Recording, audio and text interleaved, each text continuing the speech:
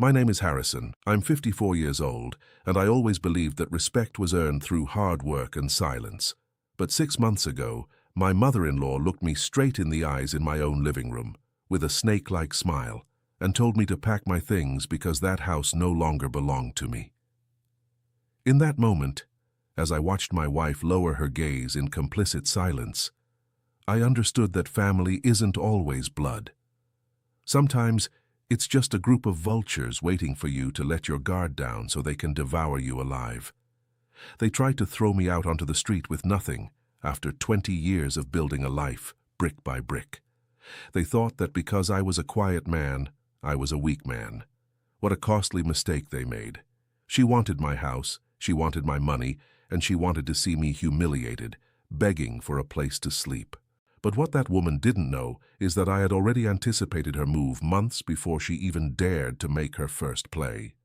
Now, as she cries in front of a court officer and realizes she ended up losing even what she never had, I can only watch with the same coldness they used when they betrayed me. If you enjoy stories where betrayal has consequences and justice arrives without warning, leave your like and subscribe. Here, we share real stories of revenge and lessons that are never forgotten. To understand how we got to that moment in the living room, you need to know how I built my life. I'm 54 years old, and I spent the last 3 decades working in logistics and transportation. I'm not a man of many words. I never was. My father taught me that a man is defined by what he provides and by the strength of his word. For 20 years, my absolute priority was my family. My wife, Emily, and I started from the bottom. We lived in a rundown rented apartment, saving every cent, avoiding unnecessary outings and pointless luxuries. I worked double shifts, sometimes driving at night, sometimes managing warehouses under suffocating heat, all with a single goal: to have something of our own. Finally, 15 years ago, we bought the land. It wasn't a gift. No one handed us a dime. It was the result of my sweat. I built that house with architects, yes, but I was there every weekend, checking the foundations, making sure the materials were the best. I wanted something that would last forever, a fortress for us. The house was spacious, with wood finishes that I personally polished, and a garden that, ironically, my mother-in-law, Margaret, always admired with a kind of envy that back then I mistook for family pride. Margaret was always a difficult woman, the kind who speaks in a sweet tone but carries poison in every word. She was widowed young and made a habit of playing the victim so her children, especially Emily, would feel eternally indebted to her. For years, I allowed her to interfere in our lives more than she should have.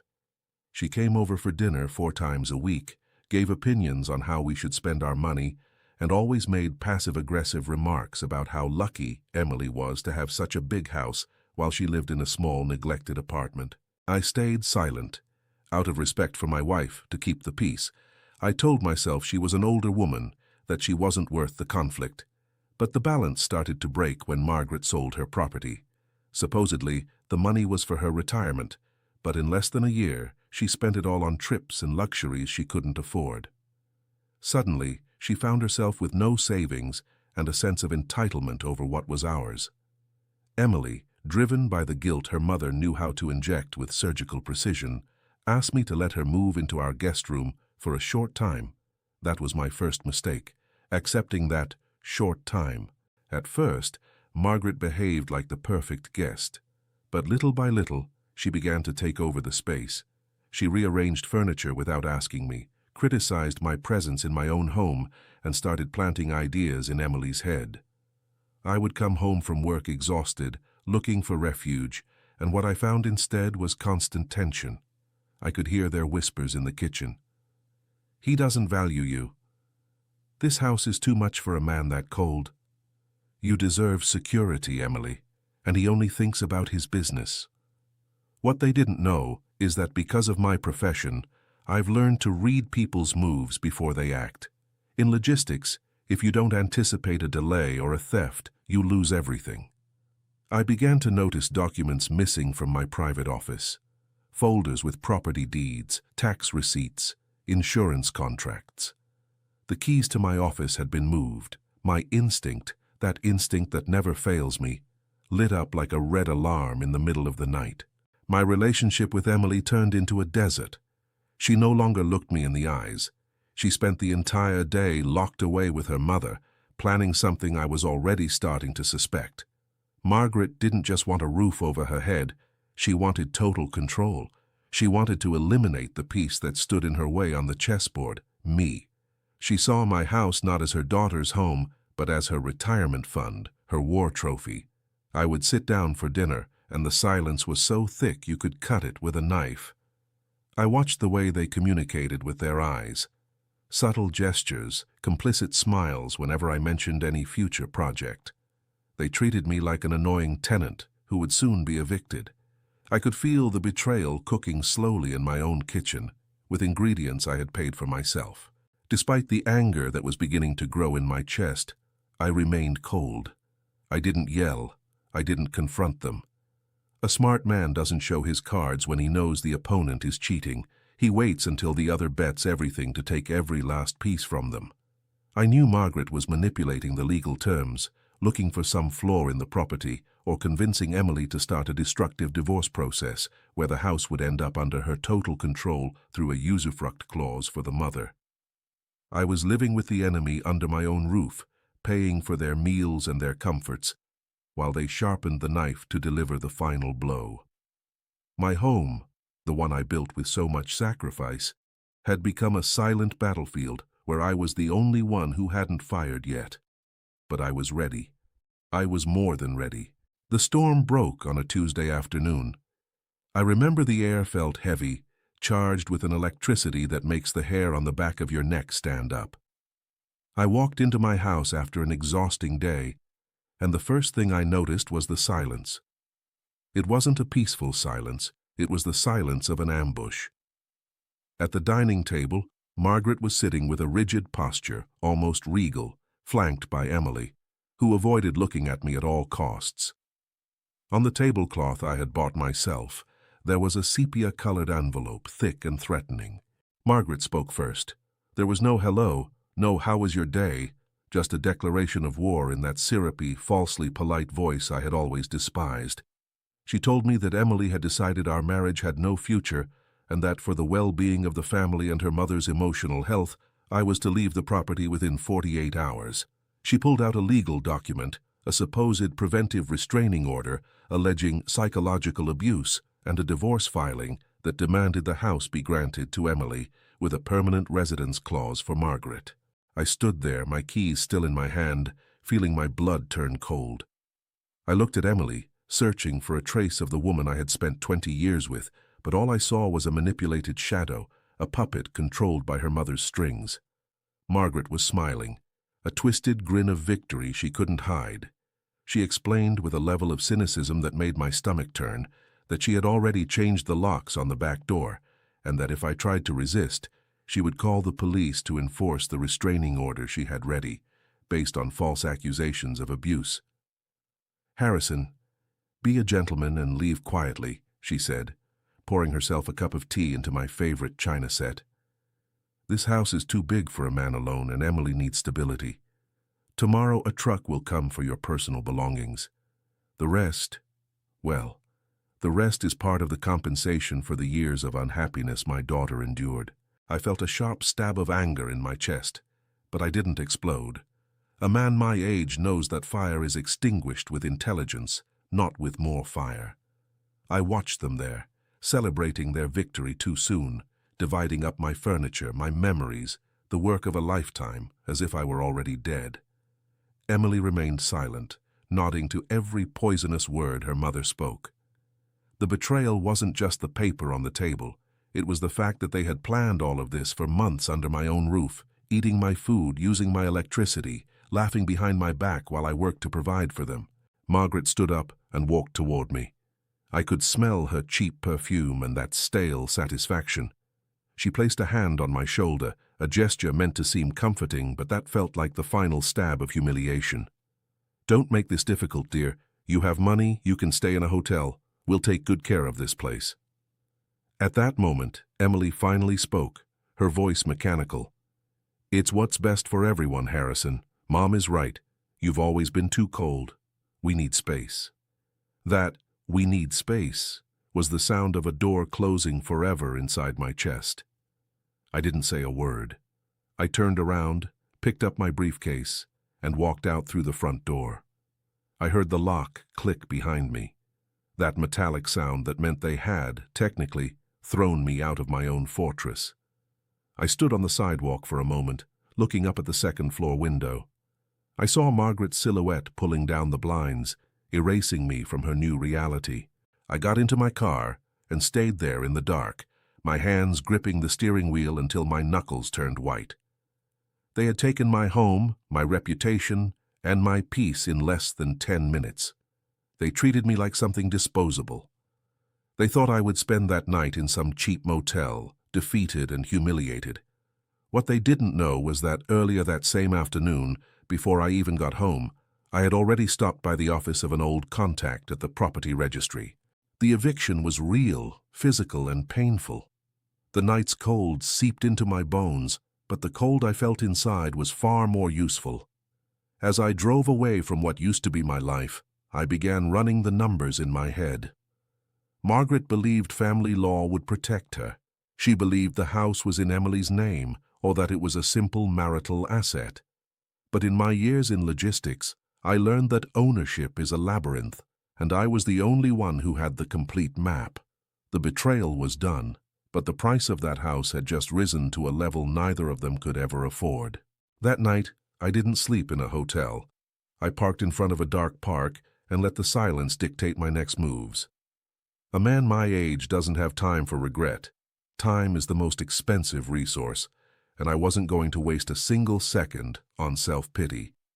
By the next morning, before the sun had fully risen, I was already at the office of an old colleague, a lawyer specialized in asset protection and corporate structures whom I had known since my early days in transportation. Let's call him Victor. Victor welcomed me with strong coffee and a concerned look that quickly turned into a technical smile when I placed the documents on his desk. Margaret and Emily made the classic mistake of people driven by greed. They assumed that what they saw was the full picture.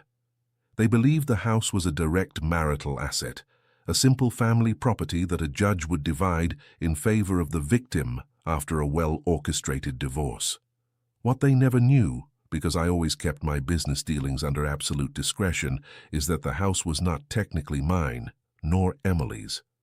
7 years earlier, due to a restructuring of my logistics company, I transferred ownership of the property to a holding company I created to protect my assets from potential business liabilities. I was the sole administrator, but the legal owner was the company. The residence contract that allowed us to live there was a precarious loan agreement, a free-use arrangement granted by the company to us as a couple, which I, as the legal representative, could revoke at any time if the conditions of use were violated or if the company decided to liquidate the asset. "Harrison, this is a masterstroke," Victor said as he reviewed the clauses. "They just filed a claim over an asset that isn't part of the direct marital estate. By trying to evict you and changing the locks, they violated the terms of the agreement and committed unlawful interference with possession against a legal entity."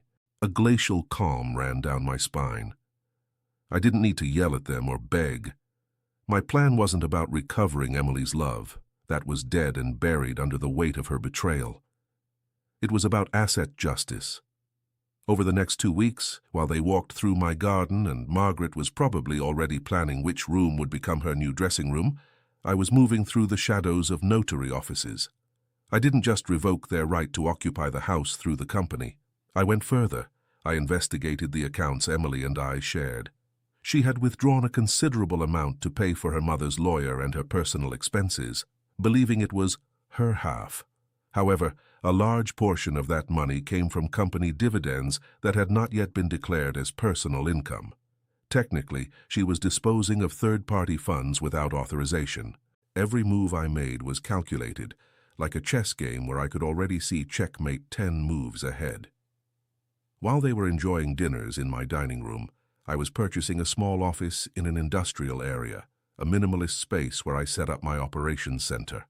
My mentor in business always used to say, "If you're going to strike, strike so hard the other side won't even have the strength to ask why. I hired a private security team and a notary to document that I was being denied access to company assets. I recorded every call, saved every text message where Margaret bragged about having kicked me out like a dog. Patience is a masculine virtue that's cultivated over the years, and I had all the patience in the world. I let an entire month pass. I wanted them to feel safe. I wanted Margaret to spend the last of her retirement fund on new curtains and decorations for a house that was no longer hers. Rebuilding my life started with letting go of the emotional burden.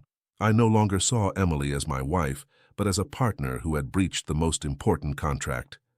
My lawyer prepared a counterclaim for damages, breach of trust, and an immediate eviction order, not issued by a family court, but by a commercial civil court, where the tears of a manipulative mother-in-law have no legal value against corporate property records. I was ready.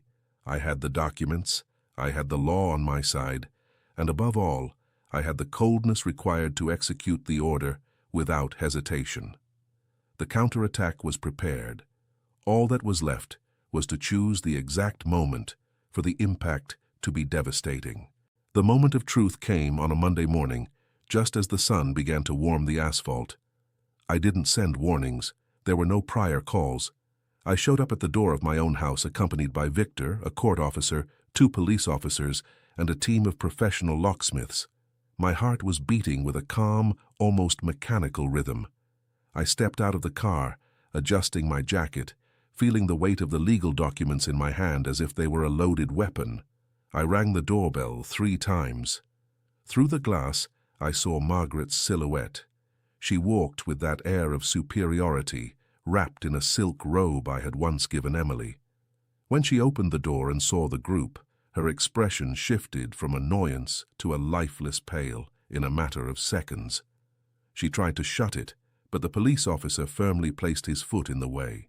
"Mrs. Margaret, we have a court order for immediate eviction due to unlawful occupation of a property owned by a corporate entity," the court officer said in a monotone voice that cut through the air like a blade. Emily appeared behind her, her eyes bloodshot, shouting that it was her house, that the divorce was in process. But Victor, with professional coldness, handed her the civil judge's ruling. "The property is not a marital asset, ma'am. It is a corporate asset whose usage agreement has been revoked due to non-compliance and unlawful interference with possession. You have 30 minutes to remove your essential personal belongings. The remaining furniture and fixtures belong to the company." Seeing my mother-in-law's face at that moment was the most satisfying payment for 20 years of enduring her contempt. Her jaw trembled. She tried to fall back on her old trick, throwing herself to the ground and faking an anxiety attack, but the paramedics I had already arranged to avoid delays assessed her in 2 minutes and declared her perfectly fine. It was pure theater, and the audience was no longer buying tickets. "Harrison, you can't do this to us. I'm your wife," Emily sobbed, stepping toward me. I looked at her without a trace of hatred, only with an absolute indifference that seemed to hurt her more than any insult. "You were my wife until the day you conspired with your mother to throw me out on the street," I replied quietly. "Now you're just someone obstructing a legal procedure. You have 28 minutes. The locksmiths got to work immediately, changing the cylinders on the front door and garage. The moving crew I had hired entered with numbered boxes. Margaret screamed insults, verbally attacking the officers, calling me less than a man as she watched her suitcases being carried out to the sidewalk one by one. The scene was cinematic.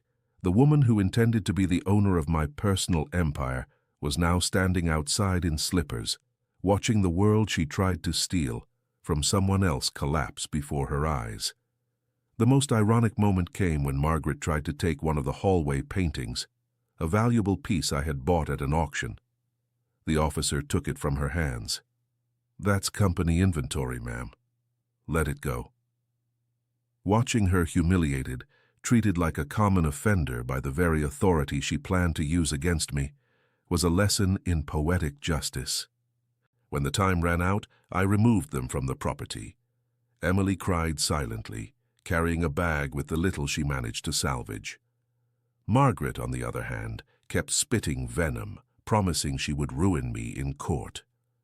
I stepped closer to her, leaned in slightly, and whispered in her ear, "The money you used to pay for that divorce lawyer came from a corporate account. Tomorrow, you have an appointment at the district attorney's office for misappropriation. Enjoy your new freedom, Margaret, because in your old apartment there's no one left to pay your bills." I closed the front door and heard the sound of the new lock clicking perfectly into place. I stood there for a moment in the foyer, alone, enjoying the restored silence. The house felt like mine again, not because of the title, but because the poison had been drained. Through the window I watched them leave in a taxi, surrounded by cardboard boxes on the sidewalk. I didn't feel explosive joy. I felt relief. Justice isn't always fast, but when you plan it with a cold mind, it's devastating. 3 months have passed since I closed that door. My life didn't go back to what it was, but for the first time in decades, it's truly mine. The divorce moved quickly.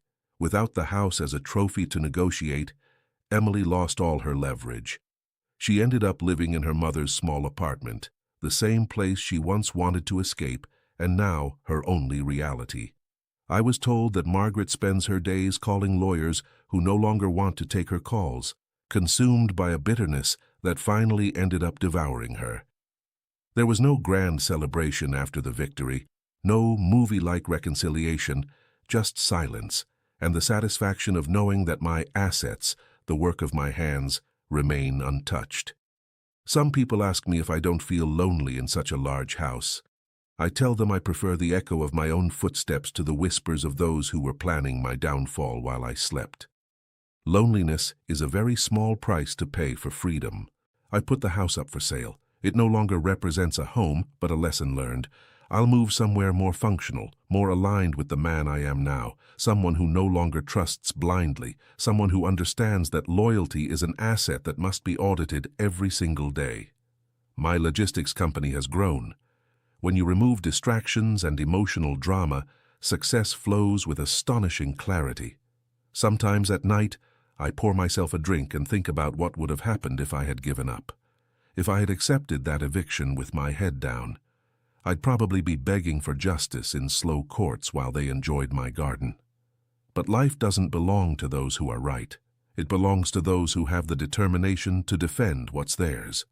I learned that true strength isn't in shouting or striking, but in the ability to wait for the exact moment to apply the law with surgical precision.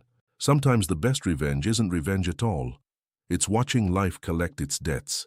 It's letting each person drown in the pit they dug for someone else, while you keep moving forward without looking back. They tried to throw me out of my own home without any right, and ended up losing the right to be in my life. And that's something money can't buy. If this story felt as intense to you as it was for me to live it, leave your like and tell me in the comments what you would have done.